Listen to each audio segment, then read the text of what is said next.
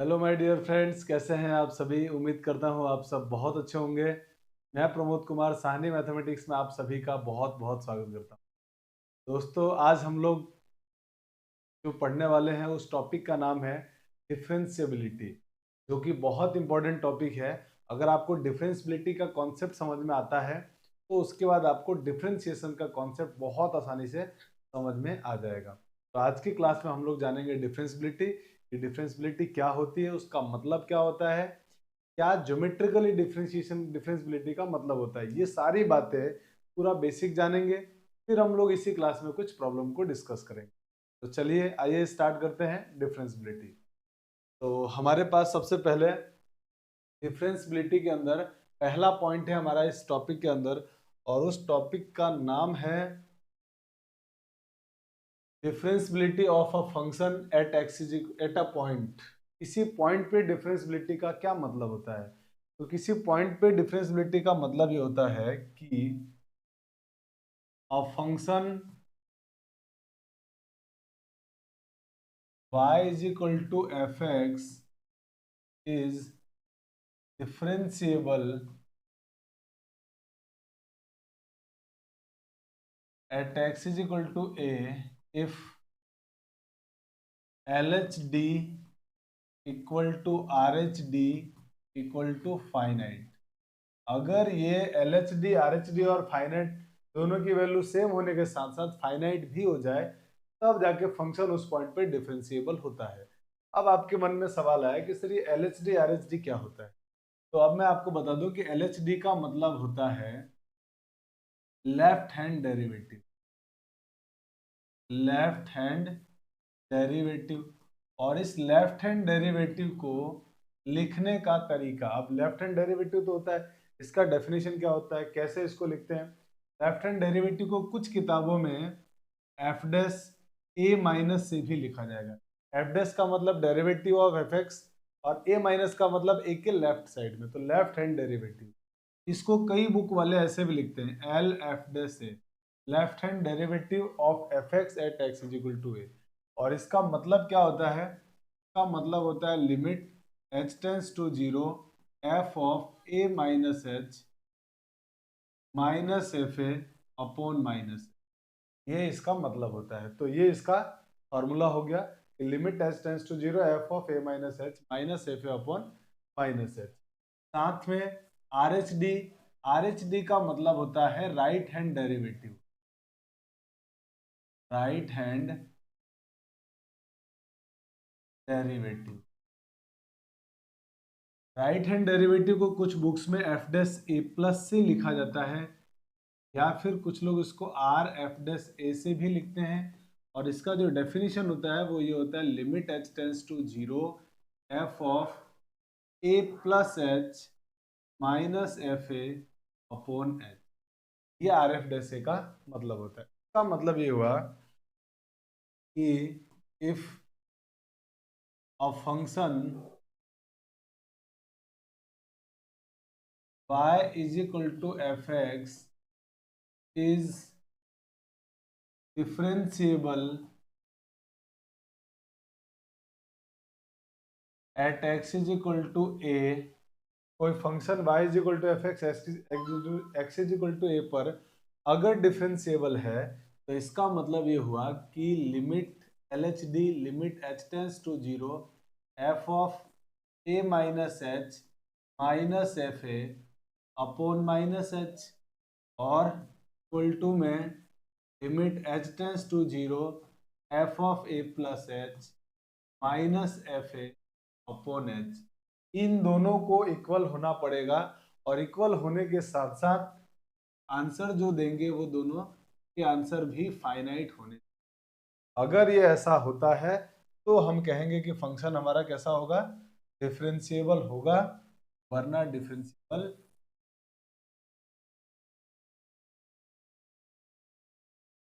ये हमारे पास डिफरेंशियबिलिटी का जो डेफिनेशन है ना किसी पॉइंट पे डिफरेंशियबिलिटी का, वो ये है।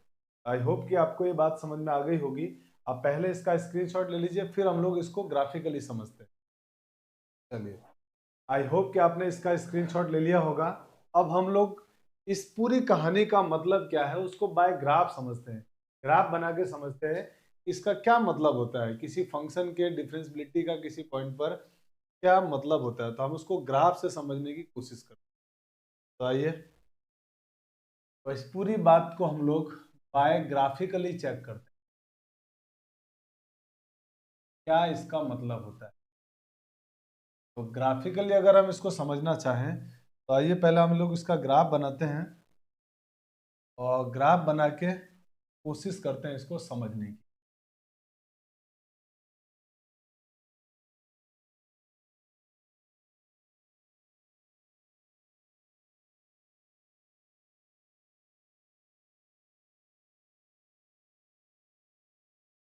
हमने एक्स और वाई एक्सिस को बना दिया, अब हम इस पे कोई कर्व बनाते हैं।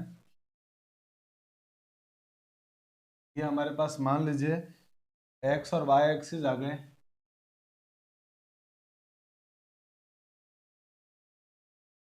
और अब हम इस पे किसी फंक्शन का ग्राफ बनाते हैं। तो मान लीजिए किसी फंक्शन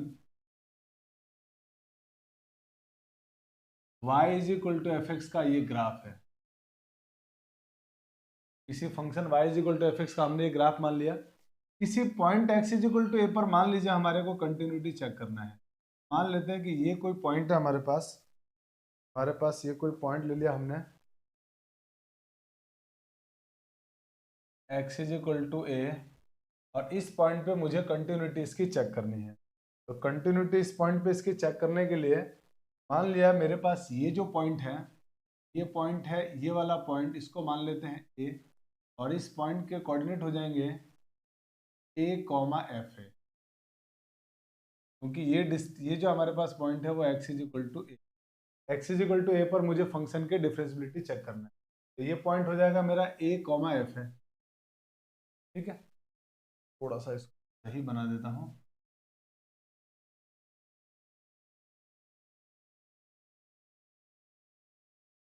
चलिए, तो ये पॉइंट हो गया मेरा ए, जिसके कोऑर्डिनेट मैं यही लिख देता हूँ ए कॉमा एफ है, या ऊपर ही लिखो यार, ऊपर ज़्यादा ठीक रहेगा। यहाँ लिख देते हैं ए कॉमा एफ ऑफ ए, ये मेरे पास कोई पॉइंट है।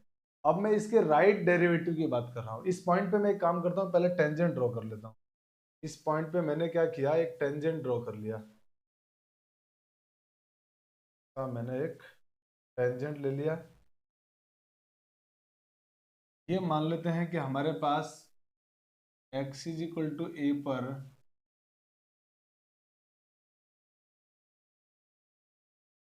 ये हमारे पास कोई टेंजेंट आ गया जो x एक्सिस को कहाँ कट कर रहा है, x एक्सिस को t पॉइंट पे कट कर रहा है। मान लेते हैं ये x एक्सिस से जो एंगल बना रहा है वो एंगल है साई, ये साई एंगल बना रहा है। और अब हम क्या करते हैं, अब हम देखते हैं इस पॉइंट का slope x is equal to ए पर, तो हमारे पास ये टेंजेंट आया ना, इसका स्लोप लिख देते हैं। यहाँ लिखते हैं slope of tangent 80 is equal to क्या होगा। तो आपको मालूम है किसी लाइन का स्लोप एक्स एक्सिस से जो भी एंगल बनाती है पॉजिटिव डायरेक्शन से, एक्स एक्सिस के पॉजिटिव डायरेक्शन से जो एंगल बनाती है उसका टेंजेंट होता है। तो एक्स एक्सिस से कितना एंगल बना रही है लाइन, साई एंगल बना रही है, इसका स्लोप कितना हो जाएगा, टेन साई। ने मान लिया इसका स्लोप है टेन साई, ये हमारे पास इस टेंजेंट का स्लोप आ गया। अब हम बात करते हैं, अब हम बात करते हैं राइट डेरिवेटिव के लिए।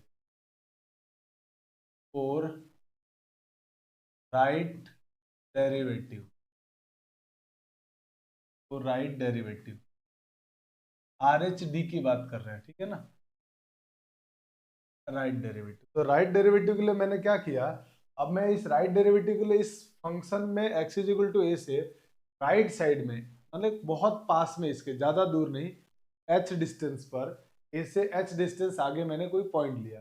मान लेते हैं कि वो पॉइंट हमारे पास आया है कोई ऐसा, इस पॉइंट को हमने बी नाम दे दिया, और इसके कोऑर्डिनेट हम मान लेते हैं बी के हो गए ए प्लस एच, कि मैं एच डिस्टेंस राइट में जा रहा हूँ, ए प्लस एच हो जाएगा पॉइंट, फंक्शन क्या हो जाएगा F of A plus H, ये हमारा फंक्शन।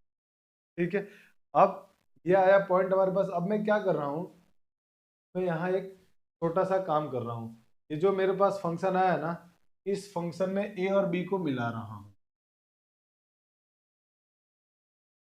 ये मान लिया मैंने ए और बी को मिला दिया, ठीक है। और फिर इस बी को आगे बढ़ा रहा हूँ, इस ए बी लाइन को आगे बढ़ा रहा हूँ। तो इस ए बी लाइन को जब मैं आगे बढ़ाऊंगा, डॉटेड लाइन से इसको दिखाता हूँ, ए बी लाइन को जब मैं आगे बढ़ाऊंगा तो ये लाइन जो है ना कुछ ऐसी आएगी मेरे पास, इस तरह की आएगी। मैंने उस लाइन को आगे बढ़ा दिया। मान लेता हूं कि मैं ये जो एक्स एक्सिस से एंगल बना रही है, वो एंगल मान लिया मैंने कितना है, फाई है।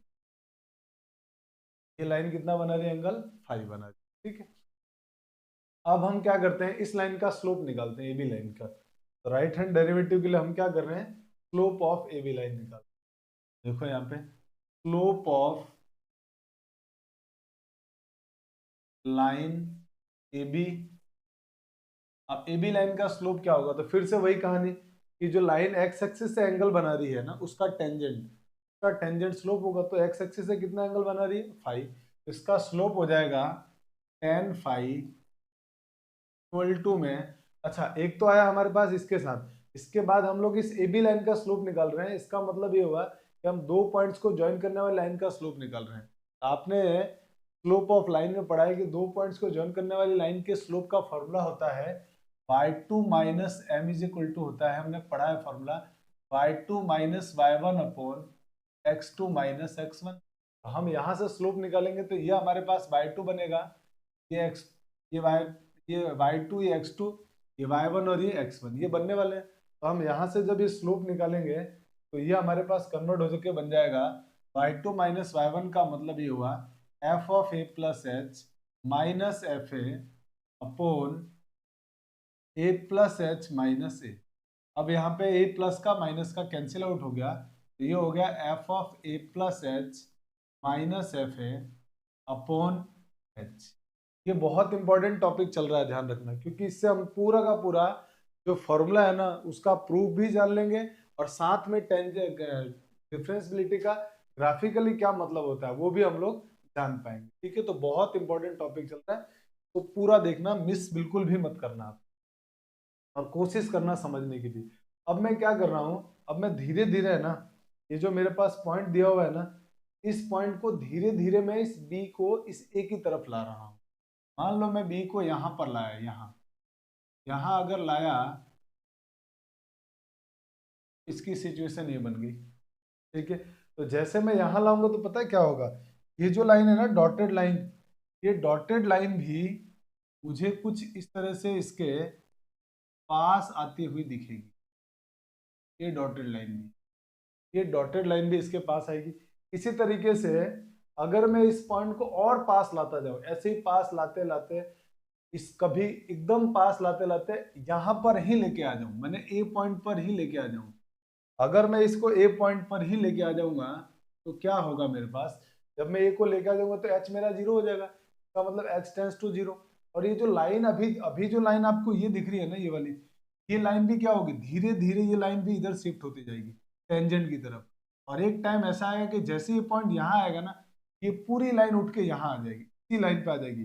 माने कुछ ऐसी सिचुएशन बन जाएगी कि जैसे जैसे ये बी हम एच ए की तरफ ला रहे हैं, एच टेंस टू जीरो कर रहे हैं, एच को जीरो की तरफ ला रहे हैं, तो ये जो पूरी लाइन हमारी है ना वो धीरे धीरे शिफ्ट होकर इस पर बन जाएगी। और धीरे धीरे जब ये लाइन शिफ्ट होकर इस पर आ जाएगी तो हम ये कहेंगे कि हमारा फाई भी है ना वो साई की तरफ टेंड हो रहा है।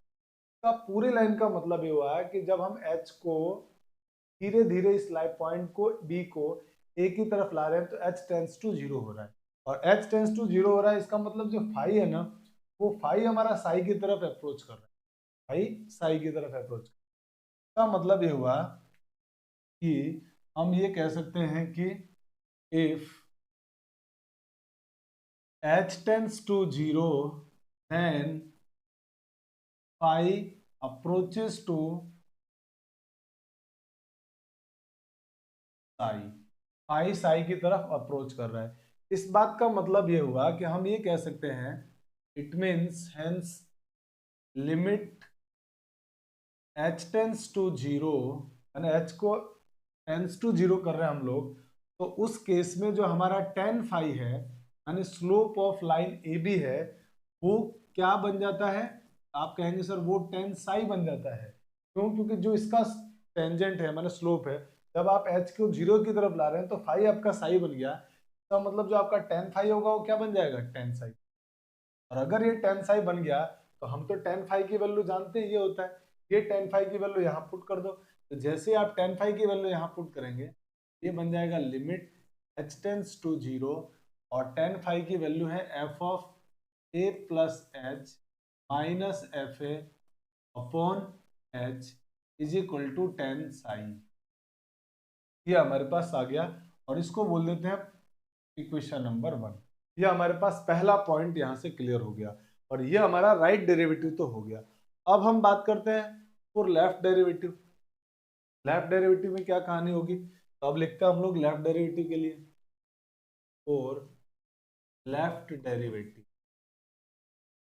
बहुत इंपॉर्टेंट पॉइंट है, इसको ध्यान से समझिएगा। लेफ्ट डेरिवेटिव में क्या होगा, अब हम क्या करते हैं, इधर है ना, अब हम लोग क्या कर रहे हैं, इस साइड में कोई पॉइंट ले रहे हैं, इधर ए के जस्ट इस साइड में, माने एल एच की तरफ, लेफ्ट हैंड की तरफ कोई पॉइंट ले लिया हमने। मान लेते हैं कि हमने कोई पॉइंट लिया इसकी तरफ, या हमने कोई पॉइंट ले लिया, ठीक है, और इस पॉइंट को नाम देते हैं कुछ सी नाम दे दिया। और अगर इस पॉइंट को सी नाम दिया, इसके कोऑर्डिनेट हो जाएंगे ए माइनस एच कॉमा, अब ये थोड़ा लिखने में प्रॉब्लम हो रही है, मैं इस पॉइंट को अलग लिख देता हूँ ताकि आपको मालूम पड़ेगा। इस पॉइंट को मैं यहाँ लिख देता हूँ, ठीक है, ये पॉइंट हमारे पास सी है, और इसके कोऑर्डिनेट मैंने यहाँ लिख दिया A minus H F of A minus H. यह हमारे पास मान लीजिए कोई पॉइंट आ गया, ठीक है, ये हमारा सी पॉइंट है, ये हमारा सी पॉइंट आ गया। अब मैं सी पॉइंट पे भी क्या कर रहा हूँ, सी पॉइंट पे भी सी को भी मैं ए से मिला रहा हूँ। अगर मैं सी को भी ए से मिलाता हूँ तो मेरे पास क्या कहानी आ रही है, सी को ए से मिलाया मैंने,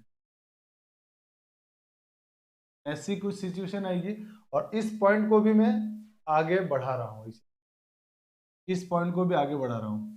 क्या होने वाला है, कुछ कुछ इस तरह का पॉइंट आएगा हमारे पास। अब ये थोड़ा सा टेढ़ा हो गया है, बट इसको सीधा होना चाहिए था। आप थोड़ा सा इसको समझना कि जो ग्राफ है ना, तो ये पॉइंट है, या अपन एक काम करते हैं ना, इसको इधर ही इधर बना लेते हैं, टेंजेंट को इधर बनाए या चलेगा। आप तो थोड़ा सा इसको फील करना है, ये पॉइंट, ये पॉइंट, तो ये हमारे पास AC लाइन था, इसको हमने पीछे बढ़ाया, और मान लेते हैं कि ये एंगल जो बना रहा है वो कितना है, क्या एंगल बना, ये लाइन AC है। अब ये थोड़ा सा ये ग्राफ गलत हो रहा है, उल्टा, पर आप इसको मानना कि एकदम यूं बना हुआ है, मतलब जो ये है ना वो सी पॉइंट नीचे की तरफ ही है। सी को आप देख के ज्यादा परेशान मत होना, या अपन कोशिश करते हैं थोड़ा इसको,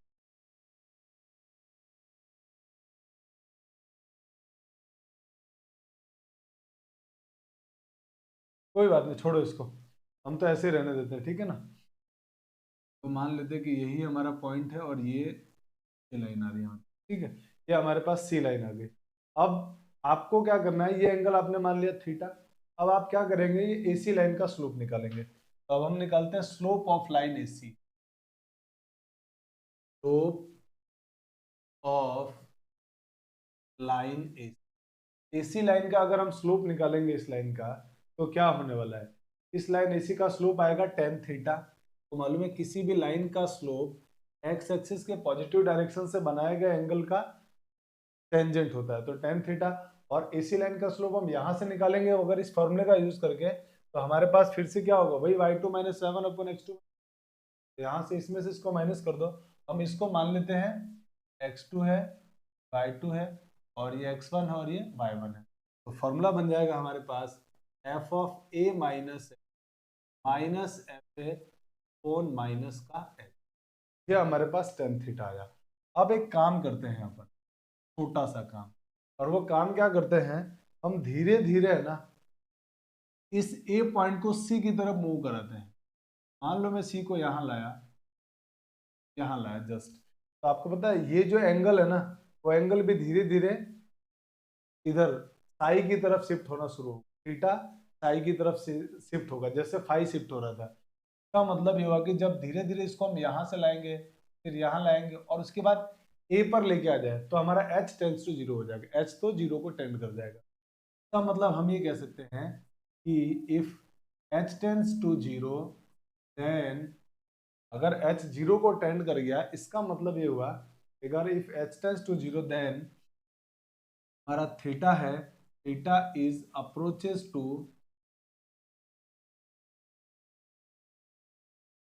साई, थीटा हमारा साई को अप्रोच कर रहा है, थीटा साई को अप्रोच कर गया, इसका मतलब ये हुआ कि limit h tends to 0 tan theta की वैल्यू, माने इसके स्लोप का अगर हम स्लोप क्या हो जाएगा, स्लोप के इस टेंजेंट के स्लोप के इक्वल आ जाएगा, टेंजेंट 80 के स्लोप के इक्वल आ जाएगा। इसका मतलब वो किसके इक्वल आ जाएगा, टेन साई के, और टेन साई के इक्वल आ जाएगा तो हमारे पास टेन थीटा तो मालूम है ये है, ये वैल्यू यहाँ पुट कर लो। जैसे आप ये वैल्यू यहाँ टेन थीटा की पुट करेंगे, लिमिट h टेंड्स टू 0 हो जाएगा f of a minus H minus F A upon minus H equal to tan psi. Question number आ गया। और अब आप फर्स्ट और सेकंड को दोनों को अगर ध्यान से देखते हैं तो आप कहेंगे कि सर फर्स्ट और सेकंड दोनों से हमारे को ये बात समझ में आ गया कि टेन साई की वैल्यू यही है और टेन साई की वैल्यू भी यही है, इसका मतलब दोनों क्या होंगे, इक्वल होंगे। इसका मतलब हम ये कह सकते हैं कि from one and two limit h tends to 0 f of a minus H minus F A upon minus h is equal to limit h tends to 0 f of a plus H minus F A upon H. ये दोनों कैसे होंगे, equal होंगे। और यही तो हम जानना चाह रहे थे, ये दोनों इक्वल कैसे आ रहे हैं। ये बात प्रूव भी हो गई कि LHD RHD का मतलब क्या होता है, दोनों इक्वल होंगे। इसका मतलब ये हुआ, ये दोनों के इक्वल होने का मतलब ये हुआ कि किसी पॉइंट पर फंक्शन की डिफरेंशियबिलिटी होने का मतलब ये है उस पॉइंट पे LHD RHD इक्वल होंगे। LHD RHD इक्वल होने का मतलब हमने क्या किया है, किसी point x is equal to a को लिया है और उस पॉइंट पे राइट डेरिवेटिव निकाला, लेफ्ट डेरिवेटिव निकाला, और उस पॉइंट के लेफ्ट और राइट डेरिवेटिव को निकालने के बाद अगर वो उस पर डिफरेंशिएबल है तो राइट और लेफ्ट दोनों डेरिवेटिव को सेम होना पड़ा, दोनों डेरिवेटिव को उस पॉइंट पे क्या होना पड़ा, सेम।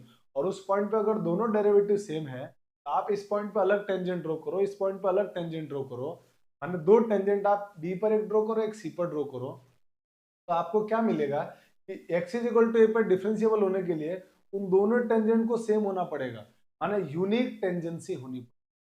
का मतलब क्या होना पड़ेगा, यूनिक टेंजेंसी। मतलब ये दोनों पॉइंट पे अगर किसी point x is equal to ए पर फंक्शन डिफरेंशिएबल है तो उसका राइट डेरिवेटिव लेफ्ट डेरिवेटिव की वैल्यू सेम होगी। इस वैल्यू के सेम होने का मतलब ये हुआ कि टेंजेंट का स्लोप सेम आया, दोनों का, दोनों के टेंजेंट का स्लोप सेम आया, और दोनों के टेंजेंट का स्लोप सेम आया मतलब उस पॉइंट पे जिस पे आप फंक्शन की डिफरेंशिएबिलिटी की बात करना चाहते हैं पर यूनिक टेंजेंट होना, ग्राफिकली ये इसका मतलब होता है डिफरेंस। बहुत काम का और बहुत इंपॉर्टेंट टॉपिक है, ठीक है। आई होप कि ये बात समझ में आई होगी। तो पहले आप इसका फटाफट से स्क्रीनशॉट ले लीजिए, फिर हम लोग आगे बढ़ जाते हैं। चलिए, तो आपने स्क्रीनशॉट ले लिया होगा। अब हमारे पास जो बात निकल के आई इंपॉर्टेंट बात, वो इंपॉर्टेंट बात क्या है, वो इंपॉर्टेंट बात यह है कि कोई फंक्शन, बहुत काम का पॉइंट है कि if a function y equal to F x is differentiable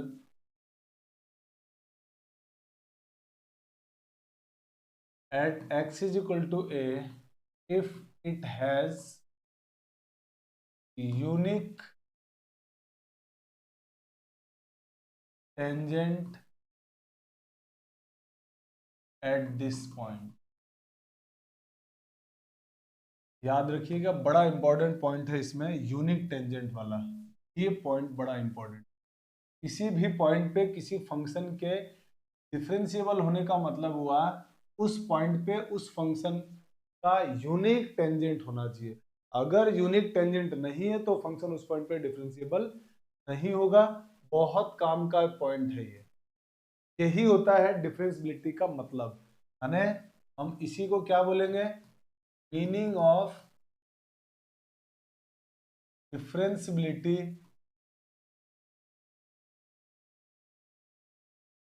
at x is equal to A. किसी point x is equal to ए पर डिफरेंशिएबल होने का मतलब होता है उस पॉइंट पे फंक्शन का यूनिट टेंजेंट एग्जिस्ट करना चाहिए। आई होप कि ये बात समझ में आ गई। अगर यूनिट टेंजेंट नहीं है तो फंक्शन डिफरेंशिएबल, ये डिफरेंशिएबिलिटी का मतलब होता है। ठीक है, चलिए आई होप की बात समझ में आई। अब हम कुछ एग्जांपल लेते हैं और उस एग्जांपल की हेल्प से समझना चाहते हैं कि डिफरेंशिएबिलिटी का और क्या मतलब निकाला जा सकता है। जैसे मान लीजिए एग्जांपल के लिए मैंने एक फंक्शन लिया, if F x is equal to mod x. मान लीजिए मैंने कोई फंक्शन लिया। अब इसका ग्राफिकली मतलब ग्राफ से हम जाने कि कैसे, अगर किसी फंक्शन का ग्राफ बनाना आता है तो डिफरेंशिएबल है या नहीं, ये बात हम ग्राफ से कैसे जानेंगे। ठीक है, तो आइए हम ग्राफ की मदद लेते हैं और समझने की। तो मान लीजिए कि हमारे पास कोई फंक्शन है मॉड एक्स और उसका ग्राफ बना रहे हैं। तो मॉड एक्स का ग्राफ सबको मालूम है ऐसा ग्राफ होता है। अगर ऐसा ग्राफ होता है मॉड एक्स का तो इस लाइन की equation for x is greater than equal to zero, आपको पता है x is greater than equal to zero के लिए जो हमारा मॉड एक्स होता है डिफाइन किया तो एक्स ही होता है, और लेस देन एक्स के लिए क्या होता है, माइनस एक्स। ये हम जानते हैं। तो मतलब इस लाइन की इक्वेशन तो क्या हो गई, इस लाइन की इक्वेशन हो गई f x is equal to x, और इस लाइन की इक्वेशन क्या हो गई, f x is equal to minus है। अब एक काम करते हैं, मुझे तो डिफरेंशिएबिलिटी चेक करनी है x is equal to zero पर, तो मैं क्या कर रहा हूँ, इन दोनों का डिफरेंशिएशन कर रहा हूँ। तो मतलब एफ डैश एक्स निकाल, एफ डैश एक्स निकालूंगा, का डेरिवेटिव हो गया वन, का डेरिवेटिव हो गया माइनस वन। का मतलब ये हुआ x is greater than equal to zero और ये x is less than zero पर, ये आया डिफरेंशिएशन। ये अगर इसका डिफरेंशिएशन आया तो हम ये कह सकते हैं, हम ये कह सकते हैं कि हमारे पास एल एच डी क्या आया, minus one. Left hand derivative x is equal to zero के लेफ्ट में डेरिवेटिव कितना आ रहा है, minus one. And R H D क्या आ रहा है, x is equal to zero पर, जीरो के आगे की बात करें, जीरो पर आगे, जीरो के आगे फंक्शन का आर एच डी क्या आ रहा है, तो आप कहेंगे सर वन आ रहा है। आर एच डी क्या आ गया, वन। अब यहाँ पे देख पा रहे हैं हम लोग क्लियरली कि here L H D is not equal to R H D, L H D R H D के इक्वल नहीं है at x is equal to zero. X is equal to zero पर L H D R H D equal नहीं है। इसका मतलब ये हुआ hence F x is not differentiable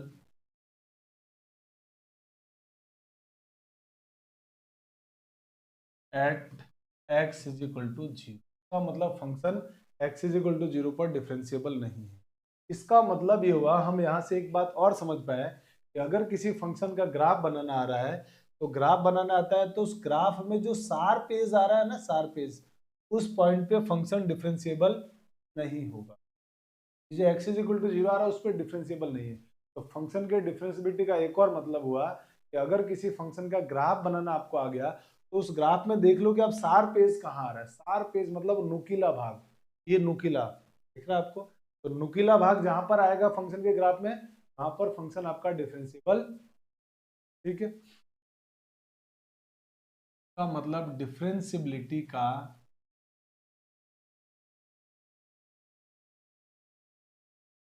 differentiability का एक और मतलब हो गया नो सार पेज।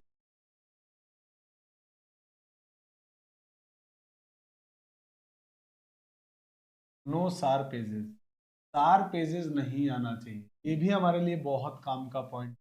अगर किसी फंक्शन का ग्राफ बना के दे दिया जाए तो हम ग्राफ को देख के बता देंगे जहां जहां पर सार पेज आ रहा है ना वहां पर फंक्शन डिफरेंशिएबल नहीं होगा। आई होप कि ये बात भी समझ में आ गई। ये बात भी मैंने आपको प्रूफ करके बता दिया कि सार पेज होने पर फंक्शन डिफरेंशिएबल नहीं होगा। इसका मतलब तो ये हुआ कि सर कंटिन्यूटी में हमने ये जाना था कि कंटिन्यूटी, कंटिन्यूटी में तो नो ब्रेक, फंक्शन ब्रेक नहीं होना चाहिए, टूटना ही नहीं चाहिए फंक्शन का ग्राफ। तो इसी तरह से आप ये कहना चाहते हो कि डिफरेंशिएबिलिटी में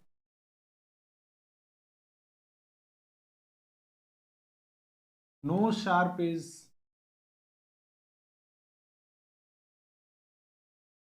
यस बिल्कुल मैं यही कहना चाह रहा हूं आपसे कि कंटिन्यूटी होने का मतलब ये हुआ फंक्शन का ग्राफ लगातार बनना चाहिए, कहीं भी ब्रेक नहीं होना चाहिए। और अगर डिफरेंशिएबिलिटी की बात की जा रही तो उस पॉइंट पे शार्प एज नहीं बनना चाहिए। और साथ में ब्रेक तो होना ही नहीं चाहिए ग्राफ, ब्रेक हो गया तो वैसे लफड़ा है, ब्रेक होगा तो कंटिन्यूटी नहीं होगा, और फंक्शन अगर कंटिन्यूअस नहीं है तो इसका मतलब डिफरेंस भी नहीं होगा। ये बातें हम लोग आगे जानेंगे। इसका मतलब ये हुआ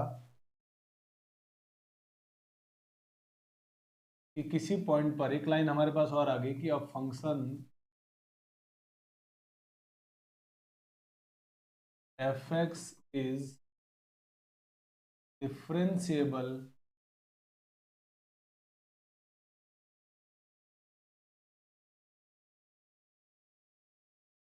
at a point if it has no sharp edge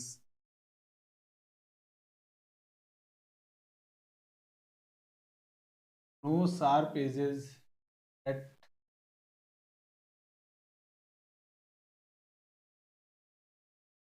अगर कोई फंक्शन किसी पॉइंट पे डिफरेंशिएबल है, इसका मतलब उस पॉइंट पे फंक्शन का कोई शार्प एज नहीं बनेगा। आई होप कि ये पूरी बात भी आपको बहुत अच्छी तरह समझ में आई होगी, और ये सारी बातें बड़े काम की है, बहुत इंपॉर्टेंट सारी चीजें। डिफरेंशिएबिलिटी का मतलब तो हमने इस यहाँ तक की बातों में क्या क्या इंपॉर्टेंट चीजें सीखी। सबसे पहला जाना कि डिफरेंशिएबिलिटी का मतलब क्या होता है। तो डिफरेंशिएबिलिटी का मतलब होता है किसी पॉइंट पे फंक्शन डिफरेंशिएबल तब होगा जब उस पॉइंट पे यूनिक टेंजेंट बनेगा। पहला बात जो काम का है, मीनिंग डिफरेंशिएबिलिटी का। दूसरी बात कि कोई फंक्शन अगर डिफरेंशिएबल है किसी पॉइंट पे तो उस पॉइंट पे फंक्शन के ग्राफ में शार्प एज नहीं आना। दो बातें जान ली, ठीक है। और ये दोनों बातें हमारे काम की। किसी पॉइंट पे डिफरेंशिएबिलिटी है मतलब उस पे शार्प एज नहीं आना चाहिए और यूनिक टेंजेंसी। फटाफट से आप इसका स्क्रीनशॉट ले लीजिए, फिर हम लोग आगे बढ़ जाते हैं।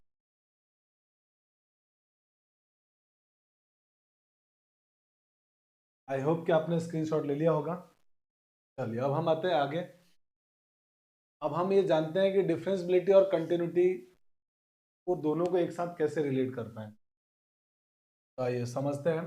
पहला पॉइंट लिखा हुआ है कि if F x is a differentiable function at every point if its domain then it must be continuous in that domain. अगर कोई फंक्शन किसी पॉइंट पर या किसी हर पॉइंट पे अपने डोमेन के हर पॉइंट पे डिफरेंशिएबल है तो डेफिनेटली वो कंटिन्यूअस भी हो। अगर कोई फंक्शन डिफरेंशिएबल है तो कंटिन्यूअस होगा ही होगा। ये बात ध्यान रखना है, काम के ये पॉइंट्स है। अगर फंक्शन डिफरेंशिएबल है कंटिन्यूअस होगा ही होगा। दूसरा पॉइंट कह रहा है if a function F x by is equal to F x is discontinuous at x is equal to a, then function is also not differentiable at x is equal to a। अगर कोई function किसी point x is equal to a पर continuous नहीं है तो definitely वो differentiable भी नहीं हो। ये बात जरूर ध्यान रखें कि अगर डिसकंटिन्यूअस है तो फंक्शन डिफरेंशिएबल भी नहीं हो। तो इसका मतलब अब जैसे कैसे सर इसको बताओ। तो मान लीजिए हमने किसी फंक्शन का ग्राफ बनाया, मान लेते हैं कि किसी फंक्शन का ग्राफ हमारे पास आया, कुछ इस तरह का हमने ग्राफ बनाया किसी फंक्शन का।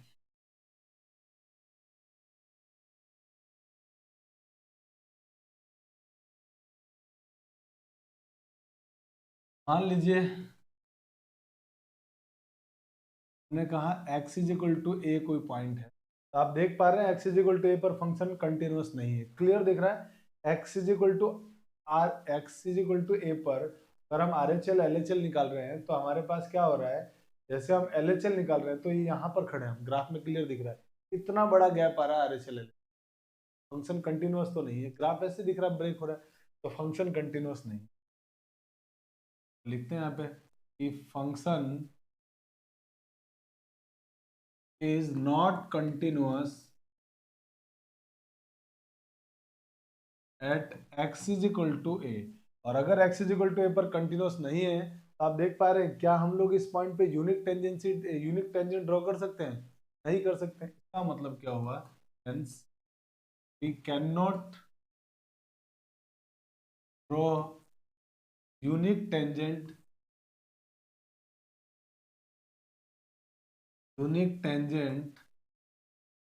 at x is equal to a, hence fx is not differentiable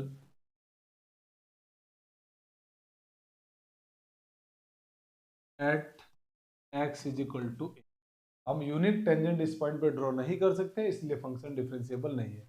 याद रखना, अगर कोई फंक्शन डिसकंटिन्यूअस है तो डेफिनेटली वो डिफरेंशिएबल भी नहीं हो। तो दोनों पॉइंट क्लियर हो गया कि अगर कोई फंक्शन डिफरेंशिएबल है तो उस पॉइंट पे कंटिन्यूअस भी होगा, और अगर डिसकंटिन्यूअस है तो डिफरेंशिएबल नहीं। ठीक है, चलिए अब आप इसका फटाफट से स्क्रीनशॉट ले लीजिए, फिर हम लोग आगे बढ़ जाते हैं। आई होप आपने स्क्रीनशॉट ले लिया होगा। अब हम आते हैं अगले पॉइंट। हमारा अगला पॉइंट है कि if a function y is equal to F x is continuous at x is equal to A, अगर x इज इक्वल टू ए पर कोई फंक्शन कंटिन्यूअस है, then need not be true to fx is differentiable at x is equal to a। अगर कोई function y is equal to fx किसी point पर continuous है तो ऐसा कोई जरूरी नहीं है कि वो उस पॉइंट पे डिफरेंशिएबल भी। कैसे? जैसे मान लीजिए हमने किसी फंक्शन का ग्राफ बनाया,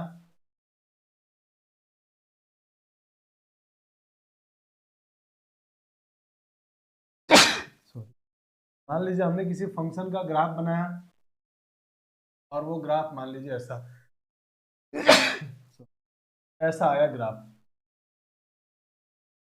ये हमारे पास कोई पॉइंट है x इज इक्वल टू ए और ये फंक्शन है y is equal to F x. आप देख पा रहे हैं ये x इज इक्वल टू ए पर कंटिन्यूअस तो है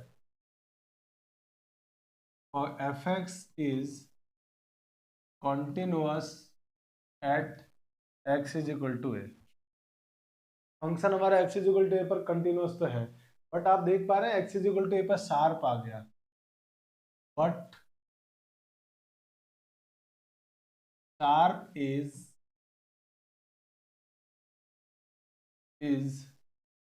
eight x is equal to ए, और x is equal to A पे क्या आ रहा है? शार्प आ रहा है। शार्प अगर आ गया इसका मतलब हम ये बोल सकते हैं hence fx is not differentiable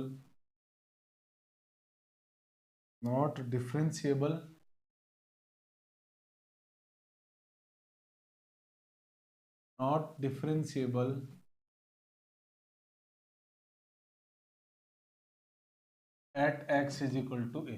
का मतलब फंक्शन उस पॉइंट पे डिफरेंशिएबल नहीं होगा। तो आई होप कि सारी बातें आपको समझ में आ रही है कि अगर कोई फंक्शन डिफरेंशिएबल नहीं है तो कंटिन्यूअस नहीं है तो डेफिनेटली डिफरेंशिएबल नहीं होगा, और अगर कोई फंक्शन कंटिन्यूअस है तो ऐसा कोई जरूरी नहीं है कि वो डिफरेंशिएबल हो भी सकता है, नहीं भी हो।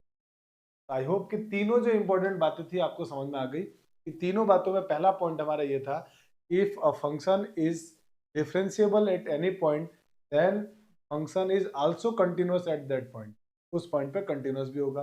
दूसरा पॉइंट हमने पढ़ा कि if a function is discontinuous at x is equal to a then function is also not differentiable at this point.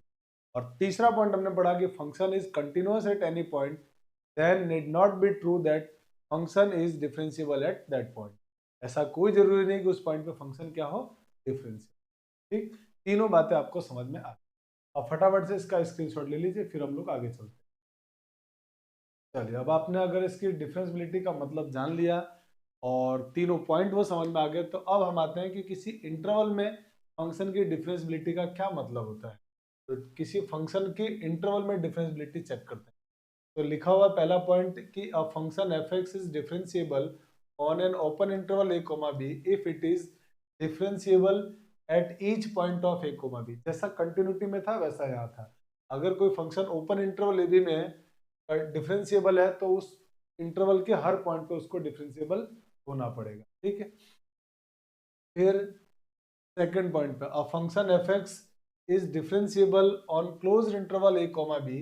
अगर A comma B close interval A comma B में डिफरेंशिएबल है, इसका मतलब ये हुआ कि if it has differentiable from the right side of x is equal to A के right side में डिफरेंशिएबल होना चाहिए। जैसा कंटिन्यूटी में था वैसा ही यहाँ भी है। If it is differentiable from the left side of x is equal to b, x is equal to b के लेफ्ट में डिफरेंशिएबल होना चाहिए। और तीसरा पॉइंट है if it is differentiable in open interval A comma b. तो अगर कोई फंक्शन क्लोज इंटरवल में डिफरेंशिएबल है, एक्स इज इक्वल टू ए पर उसका राइट डेरिवेटिव होना चाहिए, x is equal to b पर लेफ्ट डेरिवेटिव होना चाहिए, और ओपन इंटरवल ए कोमा बी में भी डिफरेंशिएबल ठीक है, ये बातें हमने कंटिन्यूटी में भी अच्छे से पढ़ रखी है। चलिए, तो आप फटाफट से इसका भी स्क्रीनशॉट ले लीजिए। इसके बाद हम लोग पढ़ते हैं कुछ प्रॉपर्टीज डिफरेंशियबिलिटी की, और उसके बाद हम लोग आगे बढ़ते हैं, कुछ प्रॉब्लम को डिस्कस करेंगे। हमारे पास फोर्थ पॉइंट है properties of differentiability, differentiable function या डिफरेंशियबिलिटी ऑफ फंक्शन।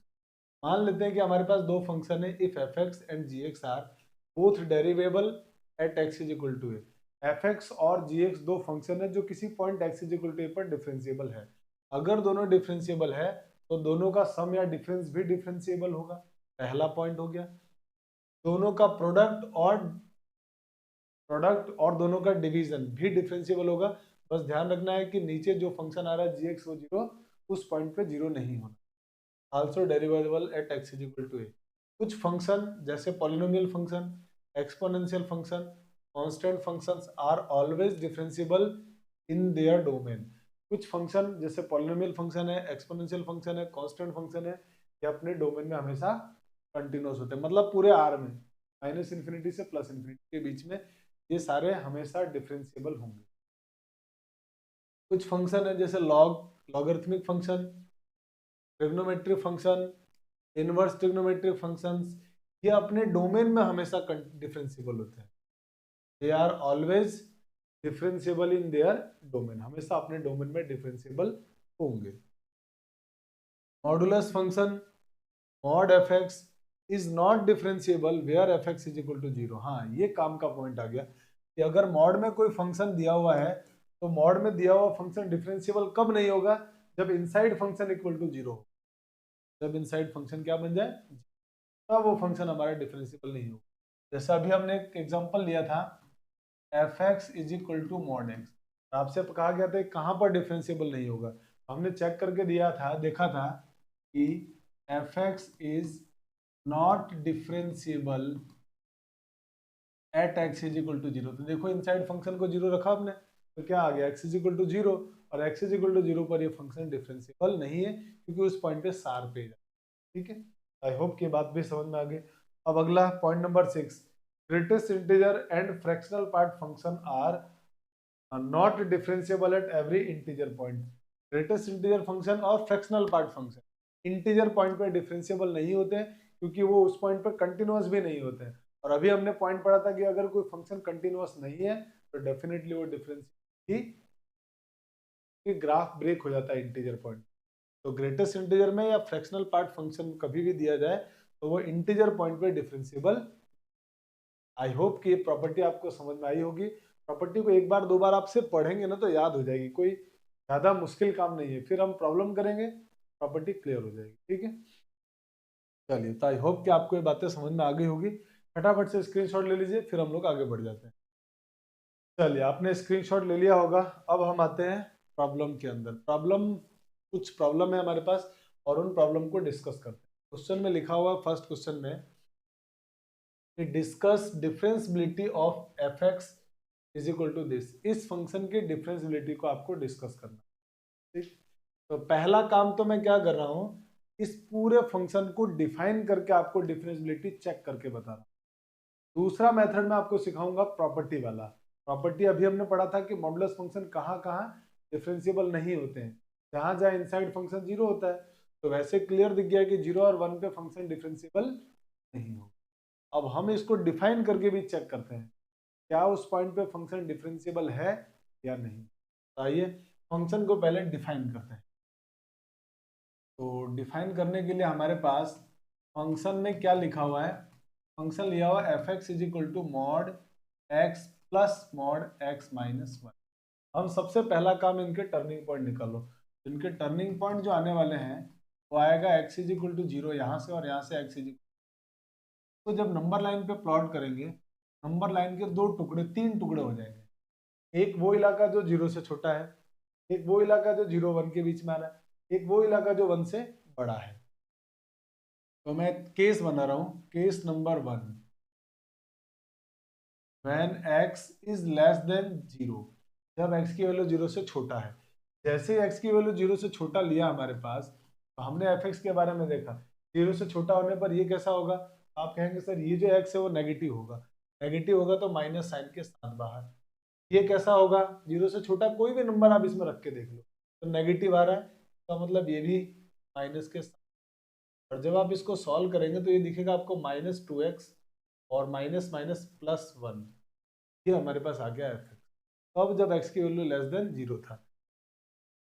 अब हम लोग केस सेकंड में आ जाते हैं। केस सेकंड में हमारे पास लिखा हुआ है when x is sorry when 0 is less than greater than equal to x is less than 1। x की वैल्यू 0 या 0 से बड़ा है बट 1 से छोटा। जब ये ऐसा है तो आप 0 और 1 के बीच कोई भी नंबर सोच लो।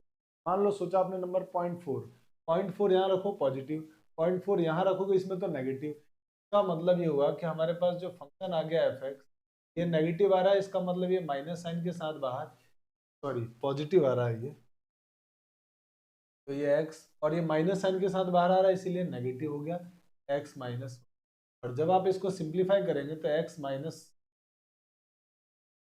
एक्स और ये माइनस का एक्स है वो प्लस का 1 हो जाएगा और ये दोनों कैंसिल आउट होकर आंसर क्या दे देंगे, हमारा आंसर कितना आ गया। फिर हम क्या करते हैं इसको, case number third. Case number third में हम क्या कर रहे हैं कि when x is greater than 1 equal to 1 लिखे, 1 या 1 से बड़ा। और 1 से बड़ा कोई भी नंबर आप सोच लो, मान लो 2 सोचा, 2 यहाँ रखो पॉजिटिव, यहाँ रखोगे 2 माइनस 1 वो भी पॉजिटिव, का मतलब दोनों कैसे रहते हैं, और दोनों अगर पॉजिटिव रहते हैं तो हमारे पास एफ एक्स बन गया है, एज इट इज बाहर आ जाएंगे तो x plus x minus 2x, ये हमारे पास आ गया फंक्शन। अब हम एक काम करते हैं, दोनों का ग्राफ बनाकर चेक करते हैं, ठीक है। ग्राफ बनाने के लिए हम इधर ग्राफ बना लेते हैं दोनों फंक्शन। तो हमारे पास एक्चुअल में जो फंक्शन बन के आया ना, वो फंक्शन तो बन गया f x is equal to, तीन आंसर आया, -2x+1। कब यह आया, जब x की वैल्यू 0 से 1 आ रहा है, कब, जब 0 is less than equal to x is less than 1। और दूसरा हमारे पास आ रहा है function 2x-1 when x is greater than equal to 1। आपके पास चॉइस है कि आप ग्राफ बना के करो, या अगर ग्राफ बना के नहीं करना है तो LHD RHD से जाओ, उससे भी आपका क्वेश्चन बन जाएगा बहुत आराम से। तो LHD RHD से हम बाद में दूसरे क्वेश्चंस को कर लेंगे, वहां सीख लेंगे। अभी मैं इसको ग्राफ बना के आपको बता, मान लेते हैं हमने किसी फंक्शन, इस फंक्शन का ग्राफ बनाया। इस ग्राफ में हमारे पास दो टर्निंग पॉइंट आ रहे हैं, एक तो आ रहा है 0 और एक आ रहा है 1। टर्निंग पॉइंट को भी इसमें शो कर देते हैं। ये पॉइंट है हमारे पास 0, ये पॉइंट है हमारे पास 1। 0 और 1 के बीच में आंसर क्या आ रहा है, फंक्शन की वैल्यू 1 दे रहा है, तो 1 पाई की वैल्यू ऊपर होगी। ये हमारे पास आ गया 0 और 1 के 1। अब आगे चलते हैं, इस फंक्शन को देखते हैं, इसको 0 से छोटा। अगर मैं x की वैल्यू 0 डाल रहा हूं तो 1, 0 पर तो 1 हो गया, 0 पर 1 मैंने यही खड़े, और 0 से छोटा जाने पे -2x+1। मानते हो आप, -2x का ग्राफ तो ऐसा होगा, -2x का जो ग्राफ बनेगा वो ऐसा बनेगा। और इसको +1 और करना है, इसमें +1 करने का मतलब पूरे ग्राफ को 1 ऊंचा उठा दो, और जैसे आप 1 ऊंचा उठाओगे तो इतना ग्राफ बनेगा। इसके आगे का ग्राफ नहीं बनाएंगे, क्यों, क्योंकि 0 या उससे छोटा होने पर फंक्शन का ग्राफ ही है। तो हमारे पास ये जो ग्राफ आया वो आ गया f x equal to -2x+1। अब क्या कर रहे हैं हम लोग, x इज इक्वल टू 1 पर देख रहे हैं, तो x इज इक्वल टू 1 पे ग्राफ क्या है, 2x-1। तो एक काम करो ना, x इज इक्वल टू 1 रखो इसमें, x इज इक्वल टू 1 रखने पर 2 इंटू 1, 2 माइनस 1 ही आ रहा है, तो x इज इक्वल टू 1 पे तो आ रहा है ग्राफ की वैल्यू 1। और जैसे ही आप इसको 2x 1 से आगे जाएंगे तो 2x-1 का ग्राफ बनाएंगे, तो 2x का ग्राफ बनता है ऐसा, ये 2x का ग्राफ है हमारे पास, सॉरी 2x का ग्राफ ये ऐसा बनेगा, ऐसा, ये हमारे पास 2x का ग्राफ है। और अगर ये 2x का ग्राफ है तो मुझे 2x के ग्राफ को 1 नीचे करना है, -1 करना है। तो जब आप जैसे ही नीचे करेंगे तो आपका ग्राफ जो बनेगा वो ग्राफ कुछ बनेगा, मैं मिटा देता हूँ।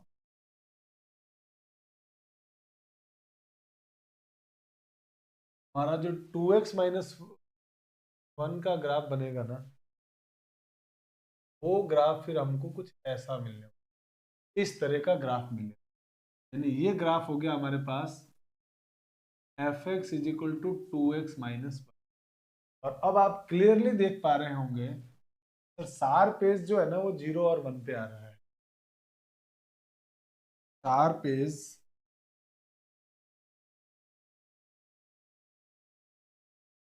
at x is equal to 0 and 1, hence fx is not differentiable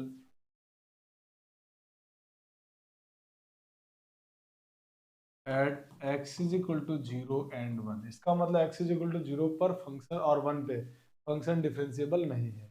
अच्छा, इसी बात को अगर आप ऐसे ना प्रूव करना चाहो, ये तो हो गया बोर्ड में लिखने का तरीका, सर इसको लिखेंगे से।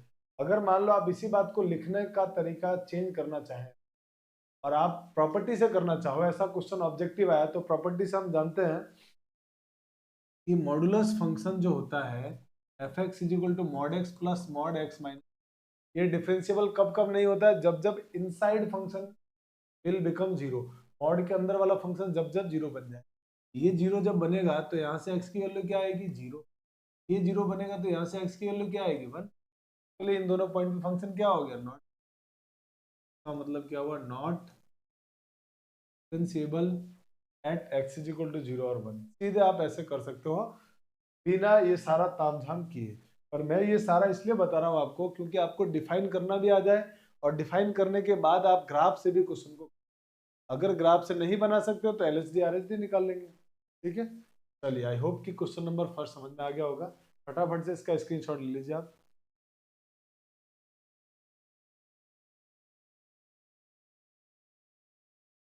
अब हम आते हैं हमारे नेक्स्ट प्रॉब्लम में। नेक्स्ट जो हमारा प्रॉब्लम है वो प्रॉब्लम है discuss the differentiability of fx is equal to this and this where this denote greatest integer function। ये ग्रेटेस्ट इंटीजर फंक्शन है हमारे पास GIF। तो अब इसको प्रॉपर्टी से कर लेते हैं हम, क्योंकि हमने जाना है प्रॉपर्टी में कि कोई फंक्शन डिफरेंशिएबल कब नहीं होगा इसमें। fx is equal to greatest integer x plus mod x minus 1, ये डिफरेंशिएबल कब नहीं होगा, is not differentiable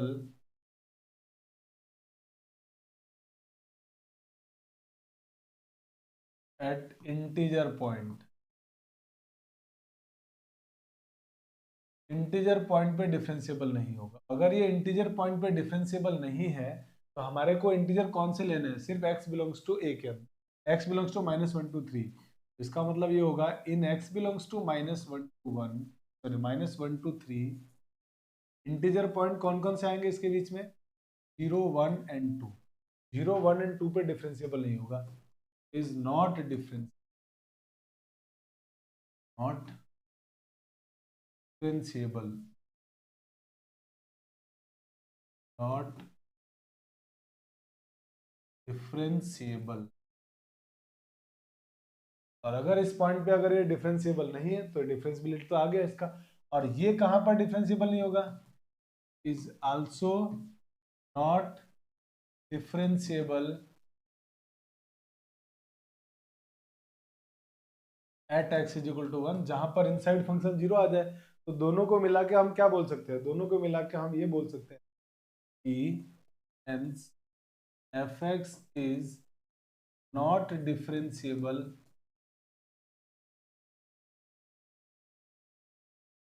at x is, दोनों में कॉमन पॉइंट 1 है और ये दोनों है, तो हमारे पास हम बोल सकते हैं कि 0 1 2, 0 1 2 तीनों पॉइंट पे डिफरेंशिएबल नहीं। होप कि ये क्वेश्चन भी समझ में आया होगा आपको। फटाफट से इसका स्क्रीनशॉट ले लीजिए, फिर हम लोग आगे बढ़ जाते हैं। आई होप कि आपने स्क्रीनशॉट लिया होगा इसका। अब आते हैं कुछ फंक्शन जिसमें क्वेश्चन वाले ने आपसे कहा है कि इनका ग्राफ बनाना है और डिफरेंशिएबिलिटी को डिस्कस करना है। तो आइए इन फंक्शंस का हम पहले तो ग्राफ बना लेते हैं, फिर इनकी डिफरेंशिएबिलिटी को चेक करते हैं।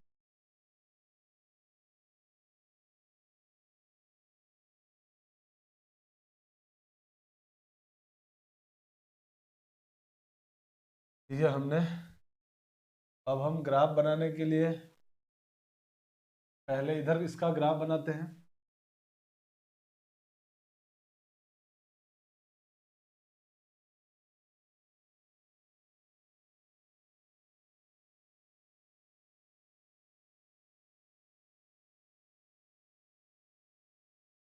ये एक्स एक्सिस वाई एक्सिस तो बना दिया हमने दोनों। अब हम क्या करेंगे, क्योंकि हमारे को इस फंक्शन का ग्राफ बनाना है, तो पहले फंक्शन को डिफाइन करेंगे। तो जैसे इसको अगर डिफाइन करते हैं हम लोग, तो डिफाइन करते समय हम क्या लिखेंगे, फंक्शन को साइन एक्स को हम लिखने वाले हैं इस साइन एक्स को दो हिस्सों में डिवाइड। कौन डिफाइन होगा, एक्स मॉड एक्स। तो एक्स अगर पॉजिटिव है तब क्या होगा और नेगेटिव है तब क्या होगा। अगर एक्स पॉजिटिव है तो मॉड एक्स एक्स से एज इट इज बाहर आ जाएगा, का मतलब क्या बन के बाहर आ जाएगा, सिर्फ साइन एक्स। और अगर एक्स नेगेटिव है तो बाहर क्या बन के आएगा, माइनस। तो बाहर आके क्या बन जाएगा वो, माइनस साइन एक्स। यानी हमारे को ये ग्राफ बनाना है। हम जानते हैं कि ये जो इलाका है हमारे पास, ये इलाका होता है एक्स ग्रेटर देन जीरो का, और ये इलाका होता है एक्स लेस देन जीरो का। तो x greater than equal to zero में हमारे पास साइन एक्स का ग्राफ बनाना है। बना लेते हैं। साइन एक्स का ग्राफ कौन सा बड़ी बात है, क्या होता है, ऐसे की चीजें आगे चलती जाएगी। और अब मुझे साइन एक्स का नहीं ग्राफ बनाना, अब मुझे इधर वाला इलाके में माइनस साइन एक्स का ग्राफ बनाना है। तो अगर किसी फंक्शन के नेगेटिव पार्ट का ग्राफ बनाना है ना, तो उस फंक्शन का ग्राफ बनाओ और उसका इमेज बना दो वाई एक्सिस में। तो मतलब मुझे इसका इमेज वाई एक्सिस में बनाना है। तो अगर मैं इसका इमेज वाई एक्सिस में बनाऊंगा, फिर इसका इमेज कुछ ऐसा मिलेगा।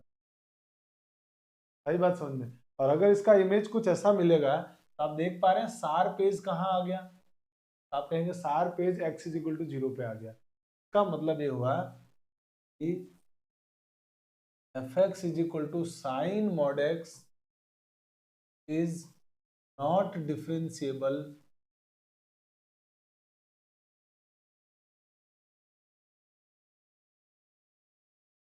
Eight x. ये function x is equal to zero पे डिफरेंशिएबल नहीं है। आई होप की बात समझ में आ गई। अब आते हैं सेकंड। अब जी एक्स को डिफाइन करते हैं। ये इसको डिफाइन करते हैं पहले। जैसे आप इसको डिफाइन करोगे, तो मैं इसको डिफाइन करके ऊपर ही लिख देता हूँ, जी एक्स है। G x is equal to, अब मैं पहले वही काम, x is greater than equal to zero की बात करता हूँ, फिर लेस देन जीरो। अगर x is greater than zero की बात कर रहा हूँ, तो एक्स एज इट इज बाहर आएगा पॉजिटिव होने की वजह से, की पावर माइनस एक्स। और यहाँ पर बाहर, यहाँ पर एक्स लेस देन जीरो है, तो लेस देन जीरो माने नेगेटिव, तो मॉड से एक्स कैसे बाहर आएगा, माइनस के साथ। और वो माइनस और ये माइनस क्या हो जाएंगे, प्लस ए की पावर एक्स। अब मुझे इसका ग्राफ बनाना है। X greater than equal to zero के लिए e की पावर माइनस एक्स का ग्राफ। और e की पावर माइनस एक्स का ग्राफ सबको मालूम है ऐसा होता है। और अगर ये ऐसा होता तो मुझे इधर वाले पार्ट का तो ग्राफ चाहिए ही नहीं। इधर वाले पार्ट का मुझे ग्राफ नहीं चाहिए, कि मुझे x greater than equal to zero के लिए ही चाहिए। इधर वाले ग्राफ को मैं मिटा देता हूँ। इधर वाला ग्राफ को हमने यहाँ से यहाँ तक मिटा दिया। ये हमारे पास आ गया e raise to the power minus x का graph. X is greater than equal to zero.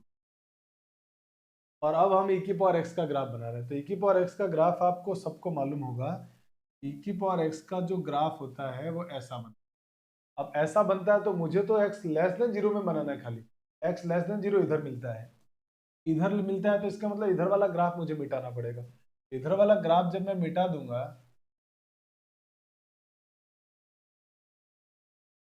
तो मुझे पूरा जो मेरा ग्राफ है वो कुछ ऐसा दिखेगा। और ये e की पावर x का ग्राफ, तो आप देख पा रहे हैं इस e की पावर माइनस मॉड एक्स का ग्राफ ये है। और अगर ये ग्राफ है इसका, तो आपको देखो इस पॉइंट पे सार पेज मिल रहा है, इस पॉइंट पे। और ये पॉइंट है x is equal to zero. इस x is equal to zero पे हमारे को क्या मिल गया, सार पेज। इसका मतलब ये हुआ f x is equal to e raise to the power minus mod x is not differentiable, not differentiable short में लिख देते हैं, not differentiable at x is equal to zero. ये भी x is equal to zero पे differentiable नहीं है। अब आ जाओ एच एक्स, इसका ग्राफ बनाते हैं। तो इसको भी डिफाइन करते हैं। एच एक्स को अगर डिफाइन करेंगे तो वही सेम किस्सा हमारे पास, एक बार एक्स की वैल्यू 0 से बड़ी लेते हैं, एक बार एक्स की वैल्यू 0 से छोटी। अगर एक्स की वैल्यू 0 से बड़ा ले रहे हैं, माने पॉजिटिव एक्स ले रहे हैं, आपको मालूम है एक्स पॉजिटिव है तो ये mod x as it is बाहर निकलेगा, एज इट इज बाहर निकलेगा तो ये एक्स और ये बाहर बैठा हुआ एक्स, दोनों का मल्टीप्लाई क्या हो जाएगा, एक्स स्क्वायर। यहाँ पे क्या आ जाएगा, एक्स स्क्वायर। जब नेगेटिव एक्स की बात करेंगे अपन, एक्स लेस देन 0, मॉड में एक्स नेगेटिव है तो एक्स को मॉड कैसे बाहर निकालेगा, माइनस के साथ। वो माइनस एक्स और एक्स मिलके क्या हो जाएगा, मल्टीप्लाई होकर माइनस एक्स, क्या आ गया, माइनस एक्स। अब आपको ये इलाका है हमारे पास x greater than equal to 0 का, और ये इलाका है लेस देन 0, और अब मुझे इसका ग्राफ बनाना है। Greater than equal to x square का ग्राफ बनाओ पहले। तो आपको मालूम है, आप कहेंगे सर एक्स स्क्वायर का ग्राफ तो ऐसा बनेगा, ये ऐसा होगा एक्स स्क्वायर का ग्राफ। अगर ये एक्स स्क्वायर का ग्राफ है तो मुझे अब माइनस एक्स स्क्वायर का ग्राफ बनाना है। तो आप कहेंगे माइनस एक्स स्क्वायर का ग्राफ, इसी ग्राफ का इमेज बना दो एक्स एक्सिस में। हमने इसी का एक्स एक्सिस में इमेज बना दिया, लेकिन अब ये ग्राफ सही नहीं है। क्यों? क्योंकि ग्रेटर देन इलाके के लिए, इस इलाके के लिए इसका ग्राफ बनाना है, ये ग्राफ मुझे मिटाना पड़ेगा। तो मुझे इधर से ये ग्राफ मिटा देना चाहिए, ये ग्राफ मैंने इधर से मिटा दिया। और ये है हमारे पास एक्स स्क्वायर का ग्राफ, और ये है हमारे पास माइनस एक्स स्क्वायर का ग्राफ। तो अब मैं क्या करूंगा, माइनस एक्स स्क्वायर का ग्राफ तो सिर्फ लेस देन में है, देखो आप ध्यान। तो मुझे इधर वाला ग्राफ जो है ना, ये वाला मिटाना पड़ेगा, और ये ग्राफ मिटा दूंगा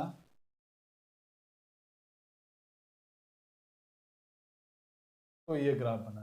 तो एक्चुअल में जो हमारे को ग्राफ मिला पूरा, हमारे को जो पूरा ग्राफ मिला वो ये ग्राफ मिल रहा है। और आप क्लियर इस ग्राफ में देख पा रहे हैं कि इस ग्राफ के किसी भी पॉइंट पे सार पेज नहीं आ रहा है। और अगर सार पेज नहीं आ रहा है तो मतलब ये हुआ कि H x is differentiable at every point. का मतलब हमारा जो फंक्शन है वो हर पॉइंट पर डिफरेंशिएबल है, कोई भी नॉट डिफरेंशिएबल पॉइंट आया ही नहीं। आई होप कि आपको ये बात समझ में आई होगी। तो आप देख पा रहे हैं डिफरेंशिएबिलिटी के कॉन्सेप्ट को जब हम पूरा समझ रहे हैं तो उसके बाद क्वेश्चन को सॉल्व करना कितना आसान हो गया। यानी हर बार हम LHD RHD का फॉर्मूला लगा के प्रॉब्लम सॉल्व नहीं करते हैं, हर एक पॉइंट को समझना जरूरी होता है, और उस पॉइंट के बेसिस पे हम लोग उन क्वेश्चंस की आंसर को निकालते हैं। ठीक है, अब हम लोग कुछ क्वेश्चंस LHD RHD से भी करते हैं ताकि उनके प्रॉब्लम को कैसे सॉल्व करें। तो फटाफट से आप इसका स्क्रीनशॉट ले लीजिए। चलिए, आपने स्क्रीनशॉट ले लिया होगा। इसीलिए बेसिक जानना, बेसिक को समझना बहुत इंपॉर्टेंट होता है। अब हमारे पास कुछ प्रॉब्लम है, check differentiability of the function is at x is equal to 1। आपको x इज इक्वल टू 1 पे इस फंक्शन की डिफरेंशिएबिलिटी को चेक करना है।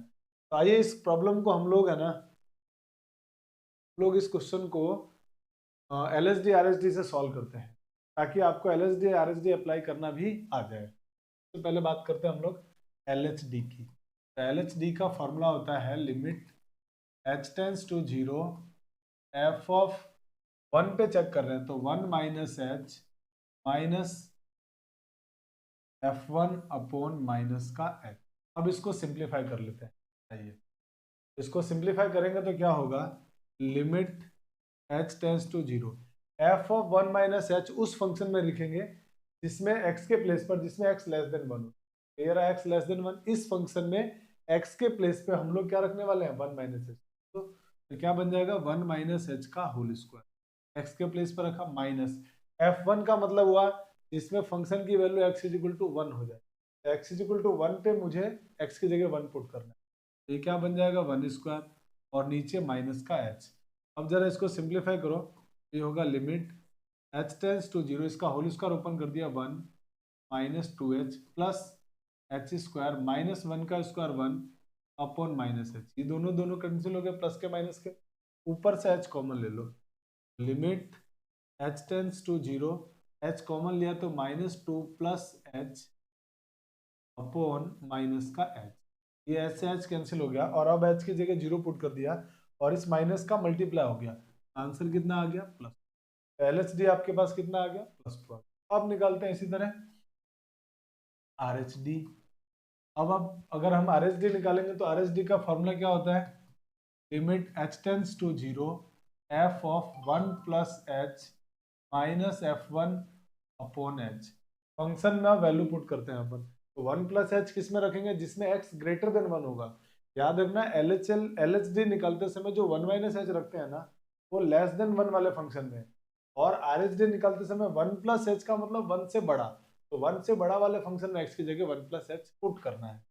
पुट करोगे तो क्या बनेगा, limit h tends to 0 1 plus h का whole square minus 1 plus h plus 1 minus, और x f1 कहाँ रखेंगे, इक्वल टू वाले फंक्शन में, इक्वल टू वाला फंक्शन ये रहा, इसमें आप x की जगह 1 पुट कर दो अपॉन एच। अब इसको जरा थोड़ा सिंप्लीफाई करो, होल स्क्वायर वगैरह ओपन करो, तो limit h tends to 0 1 plus 2h plus h square minus से multiply minus 1 minus h plus 1 1 का स्क्वायर 1 माइनस 1 अपॉन एच। अब देखो ये प्लस 1 माइनस 1 कैंसिल, ये प्लस 1 माइनस 1 भी कैंसिल हो गया, तो यहाँ से क्या हो गया, लिमिट h टेंस टू 0 ये 2h minus h h plus h square upon h, h का डिवाइड कर दिया तो ये हो गया limit h tends to 0 1 plus h, और लिमिट पुट किया तो आंसर आ गया 1। अब आप यहाँ क्लियर देख पा रहे हैं एल एस डी की वैल्यू 2 है, आर एस डी की वैल्यू 1 है, और दोनों इक्वल नहीं है।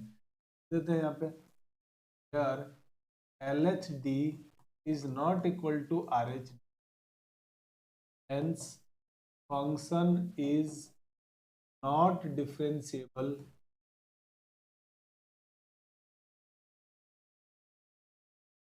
at x is equal to 1। x is equal to 1 पे हमारा फंक्शन डिफरेंशिएबल नहीं है। डिफरेंशिएबल होने के लिए LHD RHD दोनों को इक्वल होना जरूरी था।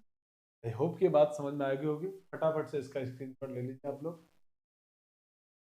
चलिए अपने स्क्रीनशॉट ले लिया होगा। अब हम आते हैं अगले प्रॉब्लम में। हमारा अगला जो हमारा प्रॉब्लम है वो ये दिया हुआ है और आपको कह रहा है कि डिफरेंशिएबिलिटी चेक करनी है एक्स, तो इसको भी हम लोग LHD RHD से करते हैं ट्राई, और देखते हैं कि इसका आंसर क्या आएगा। तो सबसे पहला काम मैं निकाल रहा हूँ LHD। तो LHD का फॉर्मूला क्या होगा, आप कहेंगे limit h tends to 0 f of 0 पर चेक करना है तो 0 minus h, f of 0 minus H, और f ऑफ 0 माइनस एच कितना होता है, माइनस एच ही होता है, minus f0 upon H minus का।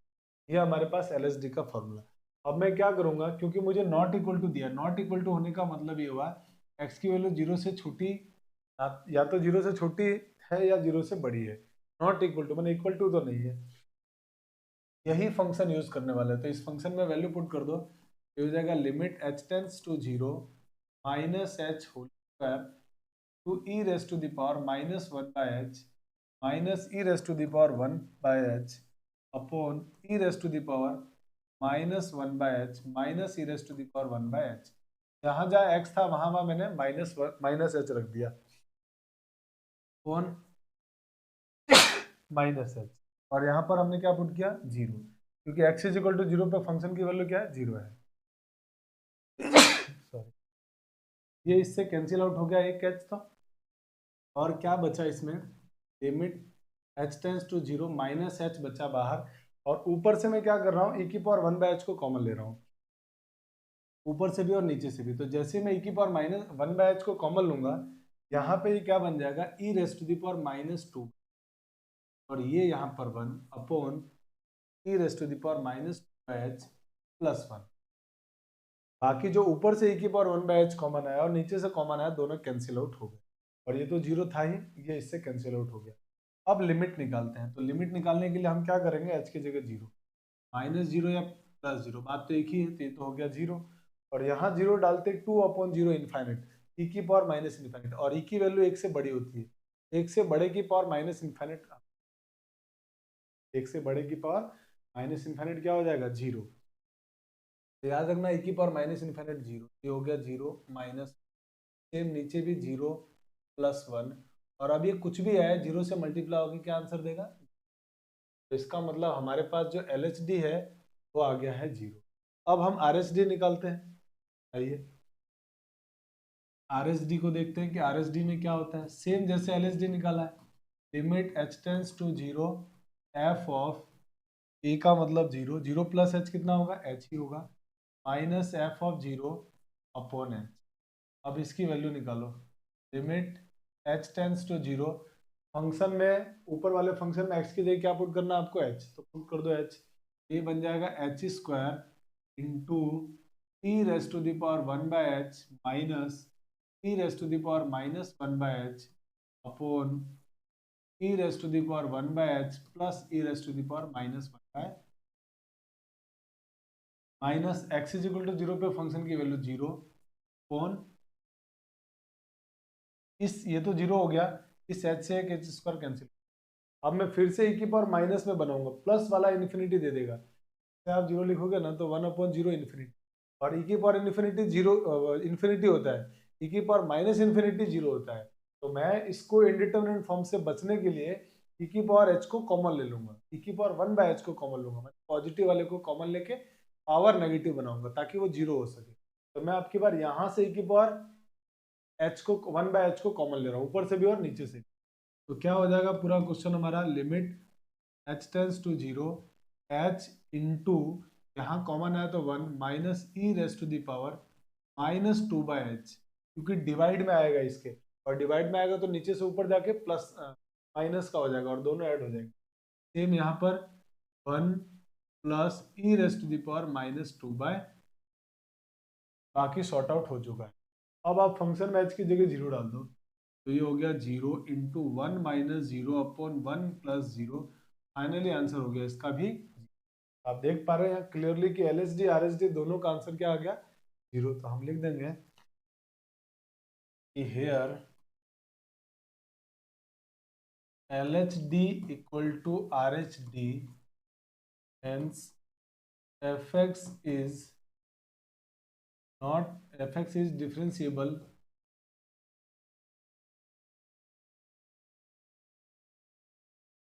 at x is equal to, का मतलब ये x इज इक्वल टू 0 पे फंक्शन कैसा है, डिफरेंशिएबल। आई होप के बात भी समझ में आ गई, फटाफट से स्क्रीनशॉट ले लीजिए। चलिए अब अपन चलते हैं आगे नेक्स्ट प्रॉब्लम की तरफ। नेक्स्ट प्रॉब्लम हमारा क्वेश्चन नंबर 6 है। तो क्वेश्चन में दिया हुआ है कि this is then value of b and c if fx is differentiable at x is equal to 1।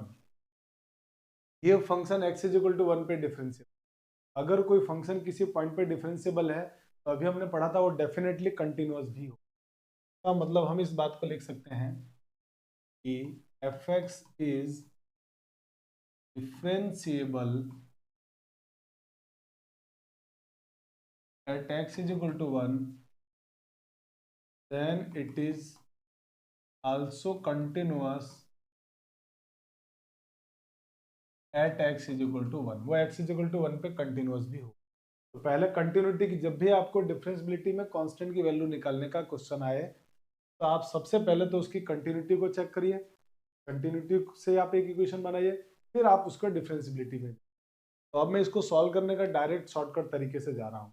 तो पहले तो कंटिन्यूअस है, अगर ये कंटिन्यूअस है तो आपको पता है LHL RHL और वैल्यू ऑफ फंक्शन सेम होगा। इसका मतलब ये हुआ LHL equal to RHL equal to value of function. तो पता है हम अब इसमें क्योंकि देख पा रहे हैं आप क्लियरली ये इंडिटरमिनेट फॉर्म बनेगा ही नहीं, तो सीधे लेस देन वाला LHL दे देगा, ग्रेटर देन वाला RHL, बस फंक्शन में वैल्यू पुट करो। तो मैं x इज इक्वल टू 1 डाल रहा हूँ, 1 डालते ही हो गया LHL 1, और RHL के लिए मैं इसमें भी 1 डाल रहा हूँ, तो इस जगह 1 का square plus b into 1 plus c, का मतलब मुझे मेरे पास यहाँ से आंसर हो गया b प्लस सी, और ये 1 का स्क्वायर 1 उधर जाके minus, b plus c is equal to question number first.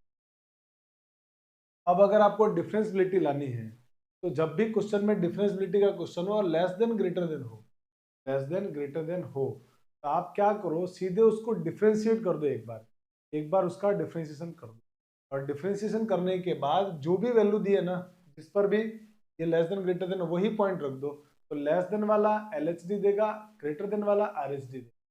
जब भी ध्यान से सुनना इस बात को, जब भी क्वेश्चन डिफरेंशिएबिलिटी का हो और आपको लग रहा है कि उसमें लिमिट की जरूरत नहीं पड़ेगी, इनडिटरमिनेट फॉर्म नहीं बन रहा है, तो आप बिना LHD RHD के सॉल्व कर सकते हैं। उसके लिए आपको क्या करना पड़ेगा, फंक्शन का पूरा डेरिवेटिव कर दो, और डेरिवेटिव करने के बाद जो भी वैल्यू दी है ना, लेस देन वाला रखोगे फंक्शन में वैल्यू, वो LHD देगा, ग्रेटर देन वाला रखोगे तो वो RHD।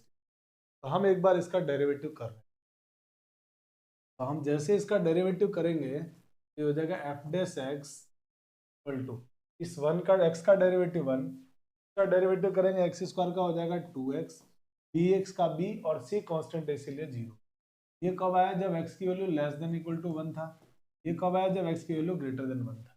इसका मतलब हमारे पास क्लियर हो गया कि LHD आ चुका है। LHD क्या होगा? 1। सेम वैसे ही RHD क्या होगा? तो इसमें आप x की जगह 1 डाल दो, तो RHD आ गया 2 प्लस बी। और क्योंकि फंक्शन डिफरेंशिएबल है, इसका मतलब LHD RHD बराबर होगा। इसका मतलब हम ये लिख सकते हैं कि fx is differentiable at x is equal to 1, hence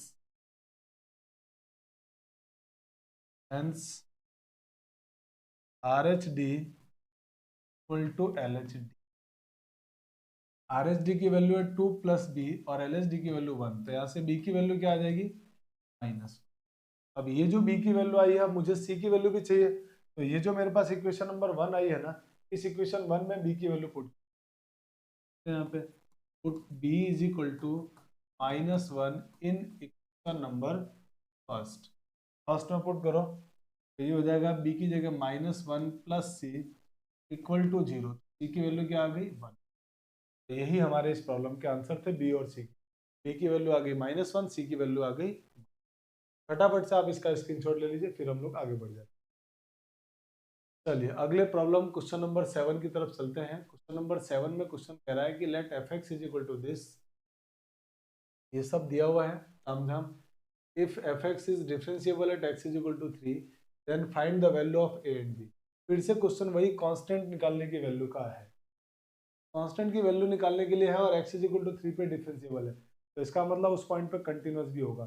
तो जब भी कांस्टेंट का क्वेश्चन है निकालने का, डिफरेंशिएबल दे, आप एक बार तो कंटिन्यूटी लगा ही दो, कि उसकी जरूरत पड़ सकती है। हम कंटिन्यूटी लगा देते हैं, लिख देते हैं इसमें कि fx is differentiable at x is equal to 3, hence fx is also continuous at x is equal to, तो 3 पे कंटिन्यूस भी होगा, तो कंटिन्यूटी लगा देते हैं। तो कंटिन्यूस होने का मतलब क्या हुआ? LHL equal to RHL equal to value of function. LHL निकालेंगे तो लेस देन में रख दो फंक्शन की वैल्यू x की जगह 3, ये हो जाएगा a रूट, क्योंकि इनडिटरमिनेट फॉर्म बन ही नहीं रही है, 3 प्लस 1, और LHL के लिए x ग्रेटर देन 3 में रख दो, RHL के लिए यहाँ पर 3, तो b into 3 plus 2, it means हमारे पास ये हो गया 2a, ये हो गया 4 का रूट 2, तो 2a is equal to 3b plus 2। अब इस b को इधर ले आते हैं, ये बन जाएगा 2a minus 3b is equal to 2 equation. फिर हमने अभी ये पढ़ा था कि जब मुझे डिफरेंशिएबिलिटी चेक करना हो, लेस देन ग्रेटर देन हो, तो एक बार डिफरेंशिएशन करके वैल्यू पुट कर दो, लेस देन वाला लेस देन वाला LHD देगा, ग्रेटर देन वाला RHD। तो हम एक बार डिफरेंशिएशन कर f डैश x, डिफरेंशिएशन जब करेंगे तो a तो कांस्टेंट है, तो रूट का डेरिवेटिव आपने थोड़ा बहुत डेरिवेटिव फिजिक्स में पढ़ा होगा, x 1 अपॉन x प्लस 1, ये डेरिवेटिव हो गया, और x प्लस 1 का 1 ही होगा, तो मतलब ये तो ऊपर वाले का डेरिवेटिव है। कब? जब 0 is less then x is less then 3। इसका डेरिवेटिव bx प्लस 2 का करेंगे, तो bx का b और 2 का 0 हो गया। ये कब?